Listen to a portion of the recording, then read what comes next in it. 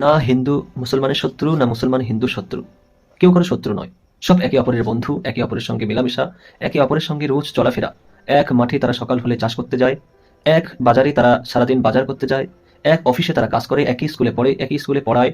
অর্থাৎ সকাল হলে যাদের সঙ্গে রোজ দেখা ওঠা বসা, তারা শত্রু নয়, তারা বন্ধু। কিন্তু কিছু রাজনীতির লাভ ওঠানোর জন্য কিছু মানুষ এই দুই ধর্মের মধ্যে বিভেদ লাগিয়ে দিয়ে তাদেরকে ডিভাইড করার চেষ্টা করছে। কোনো হিন্দু কোনো মুসলমানের বিরোধী নয় এবং কোনো মুসলমান কোনো হিন্দুর বিরোধী নয়।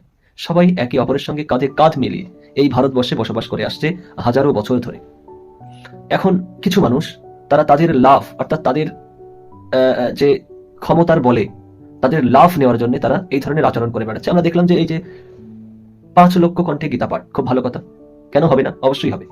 একটা হিন্দু ধর্মের মানুষ তারা যদি চায়, তারা 5 লক্ষ কেন 5 কোটি সারা ভারতবর্ষের হিন্দুরা সবাই মিলেও চাইলে তারা কিন্তু গীতা পাঠ করতে পারে। এটা তাদের ধর্মীয় অধিকার, অবশ্যই তারা করবে। কিন্তু আমরা সেখানে কি দেখলাম যে সেই অনুষ্ঠানে একজন মানুষ, সাধারণ মানুষ, সে প্যাটিস বিক্রি করছিল, কিন্তু তাকে দেখে তাকে পেটা দেওয়া হলো, তাকে মারা হলো, তাকে উঠবস করানো হলো, তাকে বিভিন্নভাবে শাসানো হলো। গীতা পাঠ করছেন, ভালো কথা, কিন্তু তাই বলে এটা কি ধরনের আচরণ? এটা কোনো হিন্দু বা কোনো মুসলমানের আচরণ হতে পারে না। এই যে মাইন্ডসেট, এটা নিজের আগে পরিবর্তন না হয়ে এই গীতা পাঠের কোনো মূল্য নেই। নিজেকে পরিবর্তন করতে হবে। হ্যাঁ, আপনারা গীতা পাঠ করতে পারেন, হ্যাঁ, কেউ বলে জয় শ্রীরাম, কিন্তু জয় শ্রীরাম বলতে বলতে মানুষকে মেরে কেন ফেলছেন?